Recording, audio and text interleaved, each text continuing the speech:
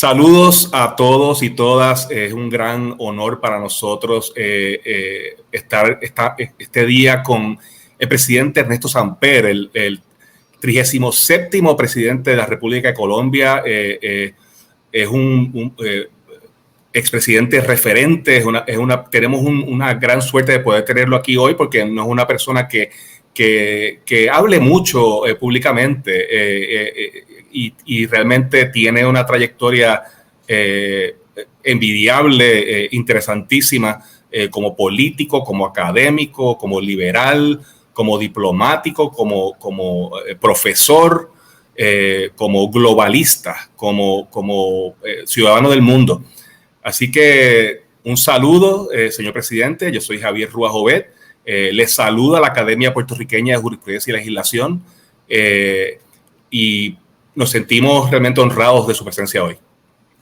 Muchas gracias, Javier. Es un placer compartir con ustedes este tiempo de reflexión sobre temas tan importantes como los que han sugerido en su invitación, y muy contento de poder aquí aproximarnos al Caribe, porque a veces la gente habla de América Latina y se olvida que siempre que se emplea las palabras América Latina hay que sumarles y el Caribe.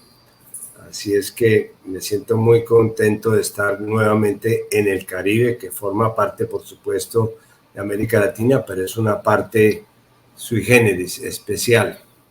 Y según entiendo, usted transmite hoy desde el Caribe colombiano. Sí, señor. En este momento me encuentro en Cartagena de Indias, que es como la capital histórica del Caribe colombiano.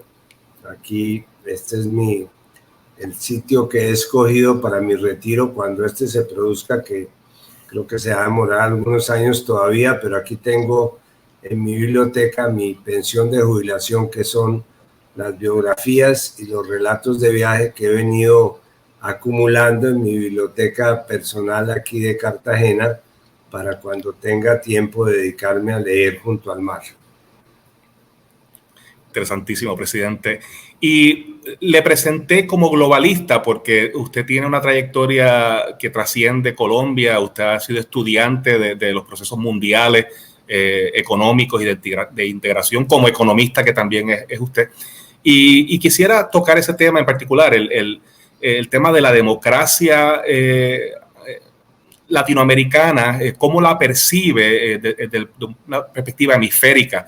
¿Cómo estima usted están nuestras democracias? ¿Las ve fortaleciéndose? ¿Las ve deteriorándose? ¿Qué percibe durante las próximas décadas para nuestras democracias? Bueno, lo primero sería ponernos de acuerdo sobre el concepto mismo de democracia. A veces en estas conversaciones la gente da por definidos unos términos y unos conceptos, y el problema comienza cuando cada uno tiene una idea distinta de la misma palabra.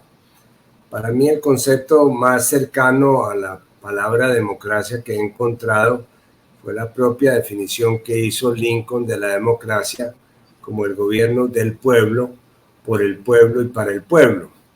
¿Qué quiere esto decir? Que no podemos reducir el concepto de la democracia solamente a lo que podríamos llamar la democracia electoral.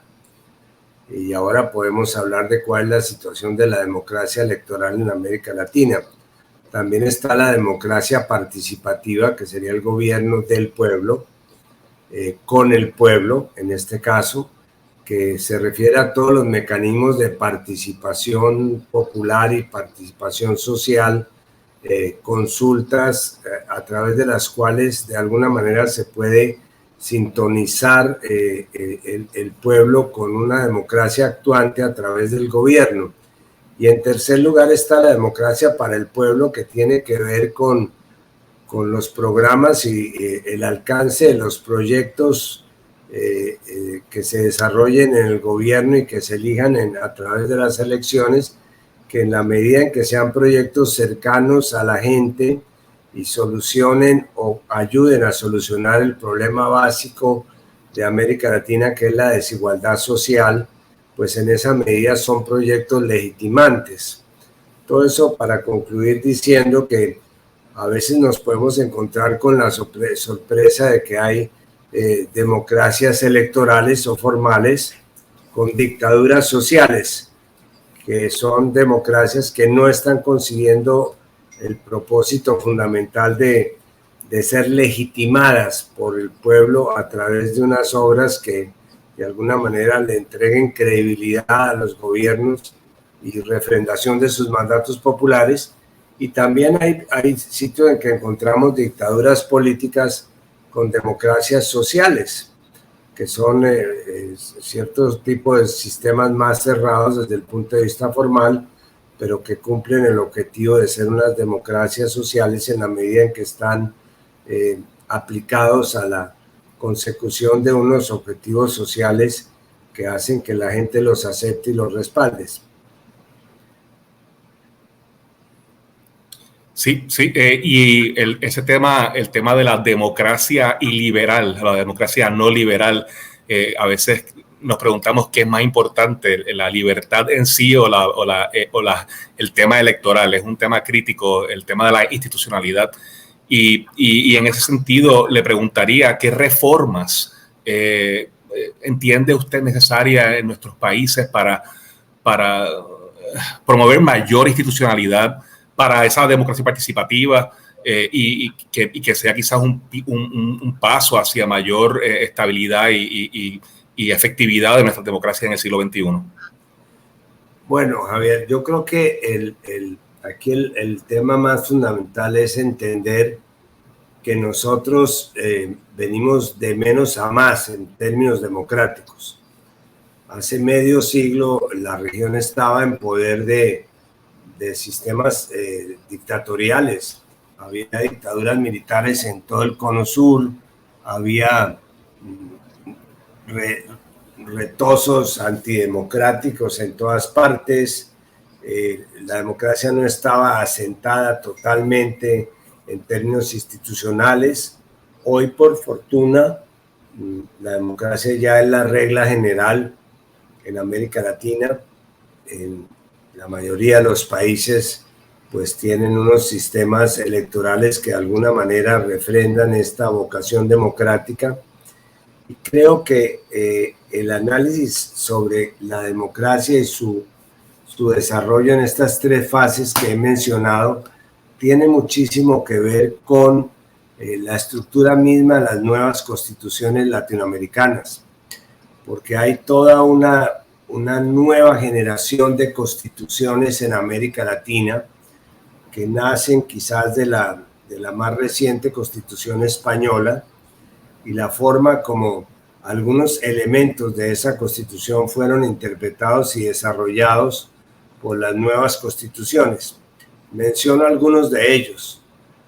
Casi todas estas nuevas constituciones, Colombia, mi país, no es la excepción, tampoco va a ser la constitución que se va a votar en estos días en Chile, por ejemplo, ni lo fue pues las nuevas constituciones de otros países como la constitución de Ecuador.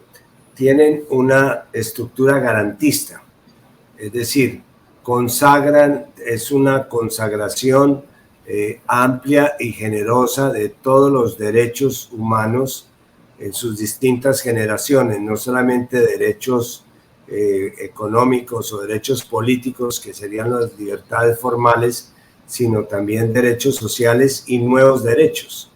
Cuando uno habla, por ejemplo, de los derechos ambientales, pues está tocando una nueva generación de derechos, o los derechos que tienen que ver con el acceso digital, por ejemplo, son una nueva generación de derechos. Creo que estas constituciones no solamente son generosas en cuanto a la consagración de los derechos, sino también en los mecanismos que se definen para garantizar el ejercicio de estos derechos. Temas como, por ejemplo, el derecho de amparo, conocido en Colombia como el derecho de tutela, que le da a cualquier ciudadano la posibilidad de una manera expedita de pedir el reconocimiento de un derecho fundamental. Las acciones populares que permiten que colectivos reclamen para sí derechos que se distribuyen entre todos ellos, las acciones de inconstitucionalidad referidas a los derechos humanos y la propia conciencia que existe en la región sobre la necesidad de preservar el concepto de ciudadanía como el derecho a tener derechos, me parece que es fundamental. Podríamos explorar otras formas y otras figuras constitucionales que se repiten en las distintas constituciones, pero bastaría con señalar porque allí está como el meollo no solamente de la reiteración de la democracia como un ejercicio electoral, sino también la posibilidad de participar en el gobierno a través de consultas ambientales, consultas sociales, reclamos y exigencias que se pueden tramitar a través de vías judiciales expeditas. Y podríamos quizás ir más allá hasta decir que en muchas de esas constituciones lo que se está consagrando no es solamente el viejo concepto, y le estoy hablando también a abogados, no es el viejo concepto del Estado social de derecho de los años 30 o 40 que inspiró las constituciones de entonces, sino es el derecho social al Estado. No es solamente el Estado social de derecho, sino el derecho social al Estado, que plantea un paso más allá en el anhelo de acercar el ciudadano a sus democracias. Interesante, presidente. Mencionó derechos nuevos o de tercera generación como derechos digitales, y eso me plantea preguntarle qué piensa, qué opina del impacto de las redes sociales y su influencia en la formación de opinión pública en nuestra democracia, o a nivel global también. ¿Lo ve positivo para la democracia participativa? ¿Lo ve peligroso? ¿Cómo lo ve? Lo veo constructivo desde el punto de vista de que se han creado colectivos que tienen la capacidad de encontrar sus propias formas de identificación. Son canales que antes no existían para que la gente se relacionara entre sí, no solamente a nivel nacional, sino internacional. Hoy día se ven redes extendidas globalmente y me parece que ese efecto de comunicación es positivo para el mundo, pero me preocupa en muchos casos la utilización política que se está haciendo en las redes, particularmente en lo que tiene que ver con el efecto de polarización que se produce con un mal ejercicio de ellas. A veces me pregunto yo, por ejemplo, en ciertos casos como los plebiscitos y los referendos, y menciono el caso del Brexit en Gran Bretaña, el caso de las últimas elecciones en los Estados Unidos entre Biden y Trump, o el mismo plebiscito por la paz que se hizo en Colombia. ¿Cuál puede ser el algoritmo mágico que consigue que la gente se reagrupe prácticamente 50 versus 50? ¿Por qué no resultan unas cifras de 30 a 70? Y yo creo que este es el efecto polarizante de las redes. Y me preocupa que ese efecto de polarización de alguna manera se apoye más en la polarización de los odios que en la polarización de las actitudes positivas o propositivas. Está demostrado, pues, psiquiátricamente que a la gente la une más y la une más rápidamente compartir un odio que compartir un amor o compartir un propósito constructivo. Y estamos viendo entonces que las redes en América Latina pues están jugando ese papel de polarización que es realmente perverso. Y si a eso le suma a usted que hay una crisis de representación en América Latina, y comenzamos ya a hablar de las patologías democráticas, es decir, hay ese esquema que nos inventamos desde el siglo XIX, de que los partidos representaran a los ciudadanos y fueran una especie de intermediarios entre las aspiraciones de cambio colectivo y los gobiernos, que era en lo que consistía esta corriente de transmisión democrática. pues esos partidos realmente están viviendo una crisis muy profunda, muy profunda. Ya son partidos que de alguna manera se han venido deteriorando en su capacidad de representación, que se han venido clientelizando en sus aspiraciones. El propio sistema presidencialista que caracteriza a América Latina ha sido un esquema perverso en el deterioro de la política, porque prácticamente reduce la relación entre el Ejecutivo y el Legislativo a un simple cambio de favores y de prebendas. Entonces, han aparecido, y lo menciono como el segundo factor disruptivo con el papel que pueden jugar algunas redes en esto, han aparecido unos poderes fácticos en América Latina, que son grandes grupos comunicacionales, grandes grupos económicos, organizaciones no gubernamentales internacionales que de alguna manera han ocupado el espacio que antes tenían los partidos, especialmente partidos de centro derecha, y están utilizando armas muy peligrosas para poder concretar sus propuestas políticas, como por ejemplo la judicialización de la política. Esta situación de lawfare, que es las guerras jurídicas que reemplazaron las guerras de baja intensidad después de la Segunda Guerra Mundial, estas guerras que consisten en la utilización de la justicia para hacer política, que toma o convence o recluta a fiscales y a jueces, no a todos, por supuesto, algunos excepcionalmente, para judicializar la política y para llevar las decisiones políticas a los estrados judiciales, pues me parece que le está haciendo un gran daño a las democracias, porque de alguna manera está pervirtiendo la esencia de la democracia, es que haya unas personas que a través de unos partidos se hagan representar, y aquí lamentablemente este tema del lawfare se está ensañando especialmente sobre dirigentes progresistas, como pudo ser el caso de Lula en Brasil, o el caso de Correa en Ecuador, y mucho más reciente y dolorosamente el caso de Cristina Kirchner en Argentina. Sí. Y para seguir brevemente en este punto de las redes, ¿cree usted que el Estado debe tener un rol en su regulación, o ve usted que debe mantenerse un enfoque liberal, de libertad de expresión, de mínima intervención estatal? Pues todos los que pensamos liberalmente quisiéramos que esto fuera el resultado del autocontrol, es decir, que fueran las mismas redes, los sistemas, las plataformas los que se autocontrolaran.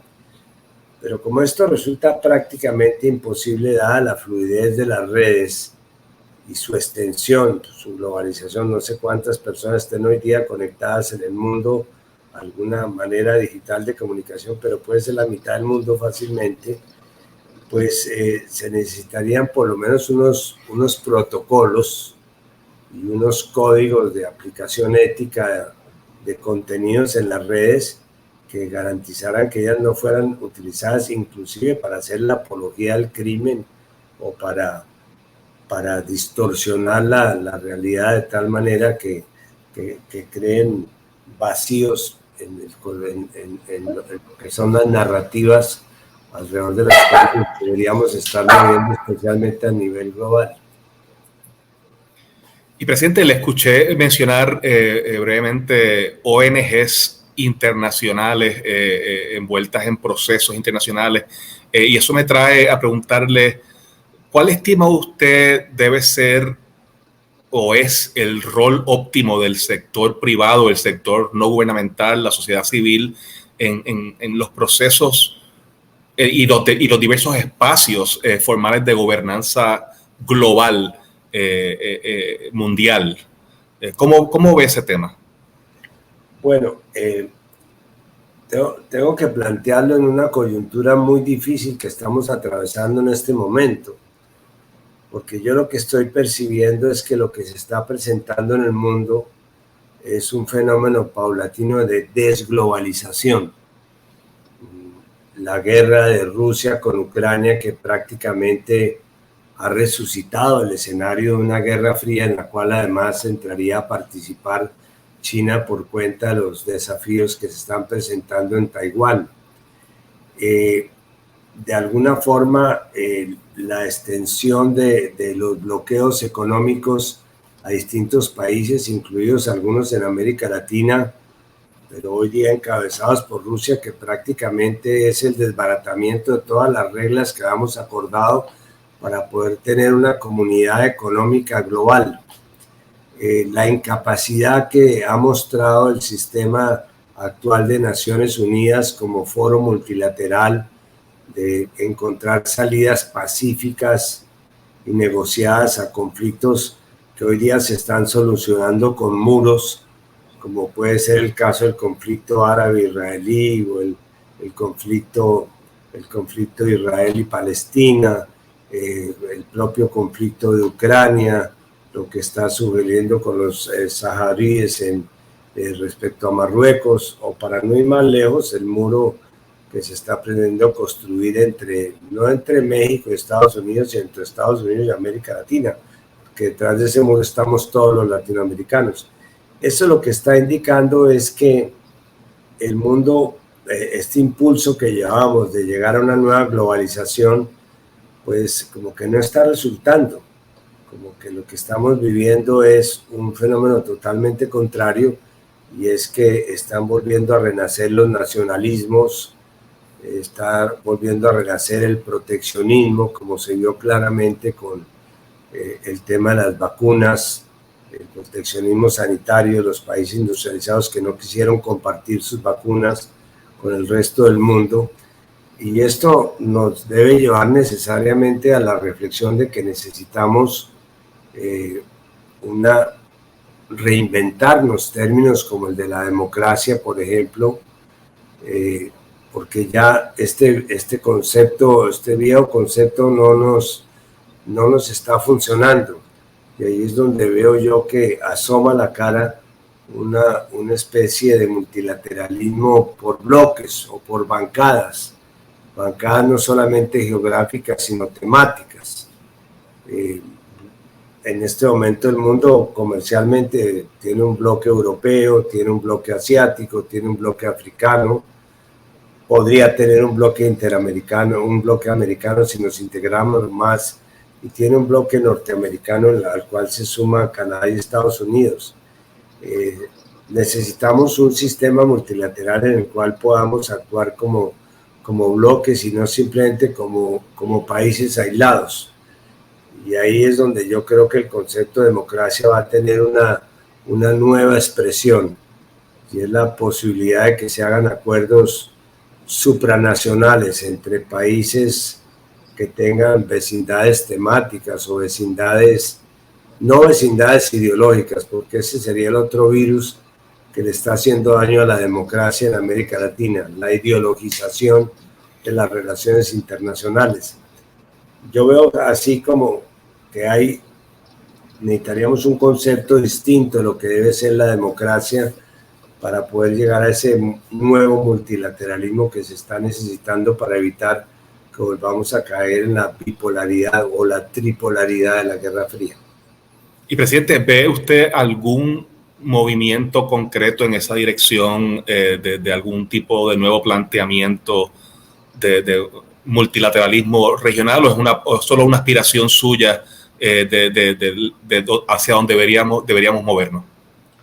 Bueno, yo estoy trabajando activamente en el tema de la reintegración latinoamericana.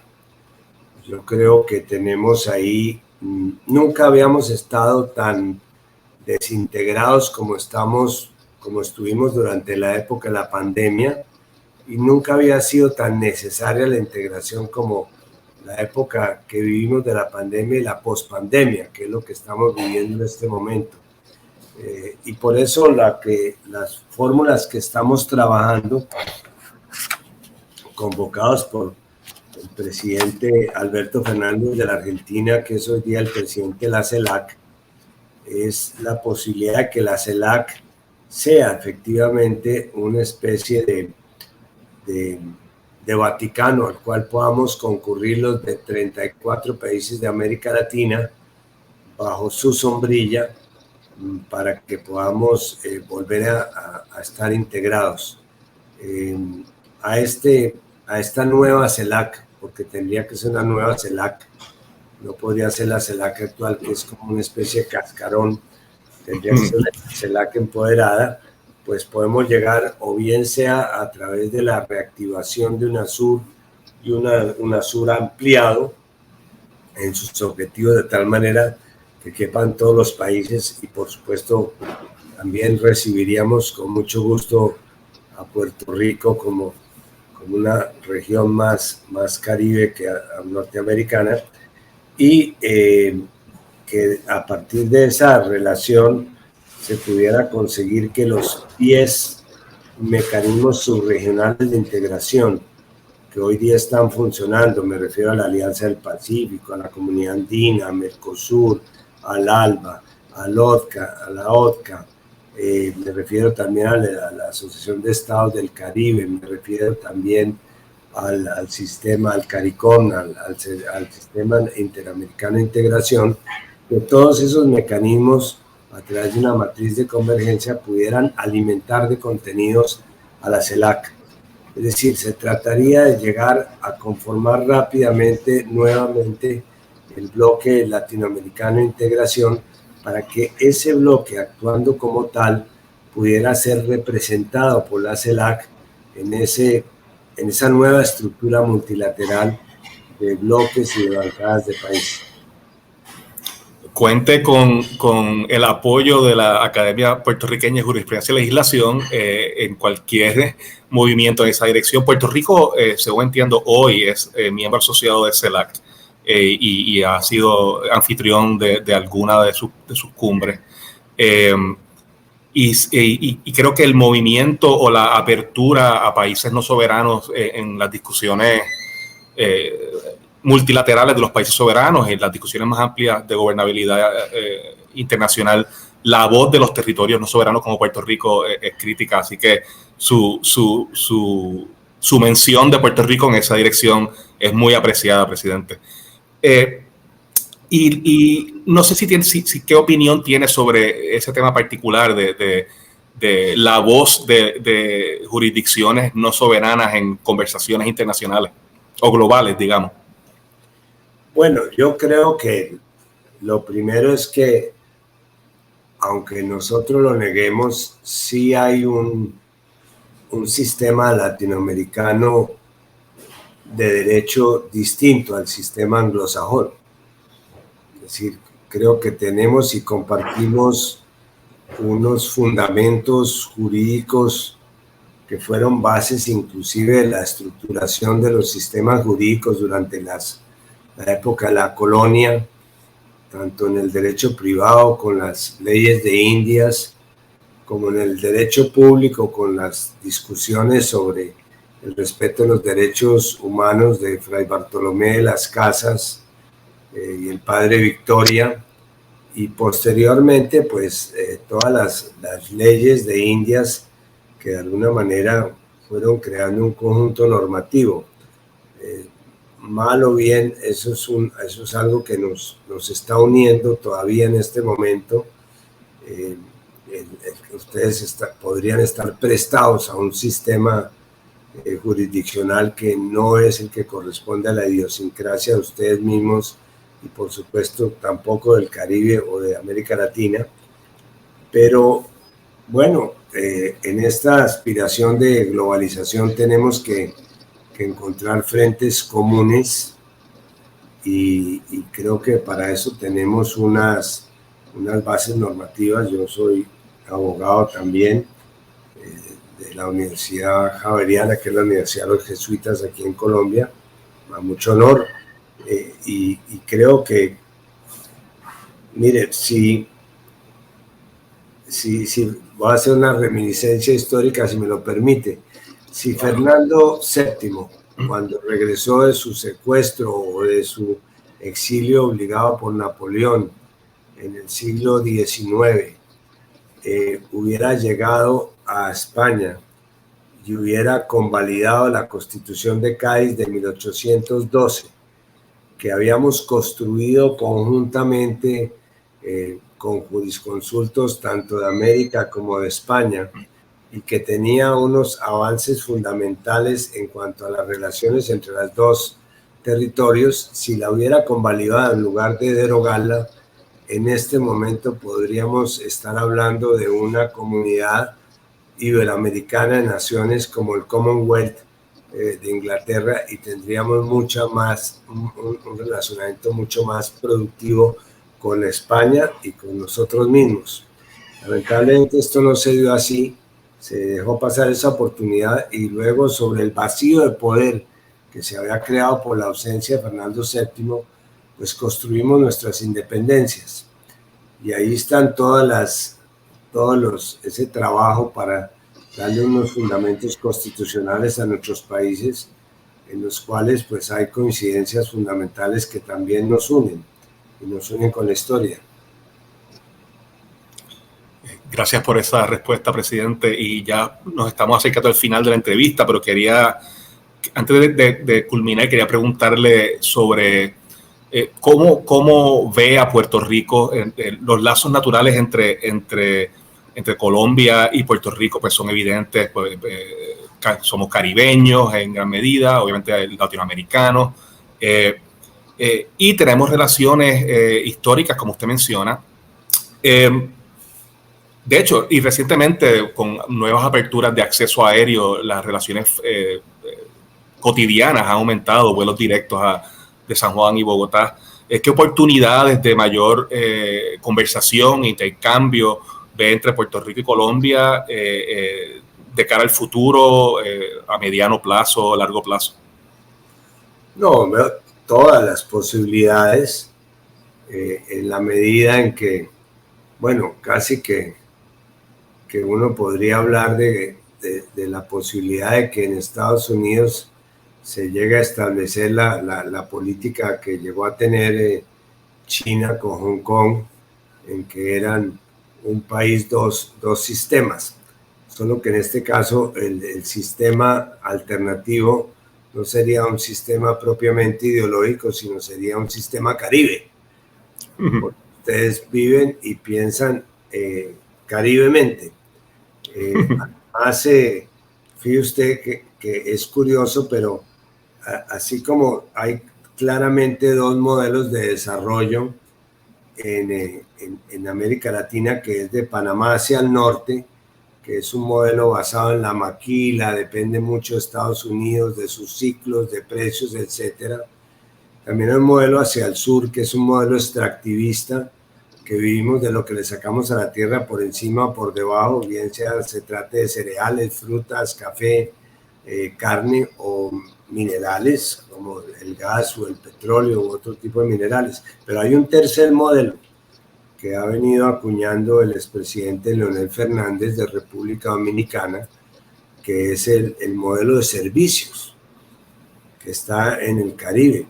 El Caribe está en en la misma situación estratégica que estuvo durante la colonia, que era una especie de centro logístico en el cual se atendían los barcos, se hacía el despacho para un lado, para el norte o para el sur. Y yo creo que en este momento ese modelo de servicios está alimentado con el turismo, está alimentado con las comunicaciones, está alimentado también con los circuitos financieros. O sea, creo que ustedes forman parte de ese modelo.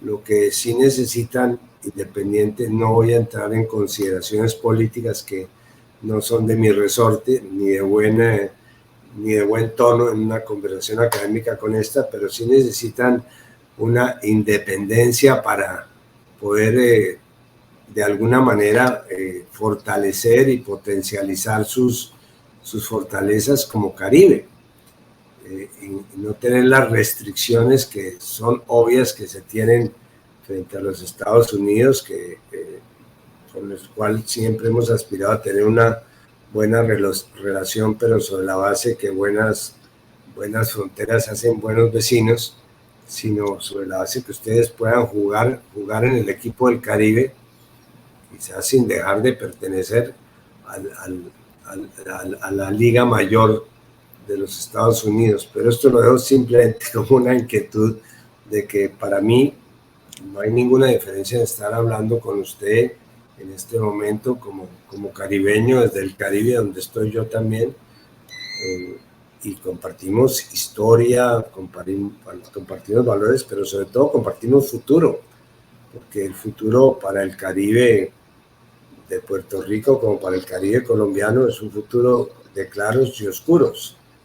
Hay, por supuesto, claros, como ya hablábamos, las posibilidades de potencializar unas fortalezas económicas, pero también hay nubarrones, como por ejemplo, para ser literales, con todo el tema del cambio climático, somos conscientes de que las regiones del mundo que van a estar más amenazadas, entre esas regiones está el Caribe.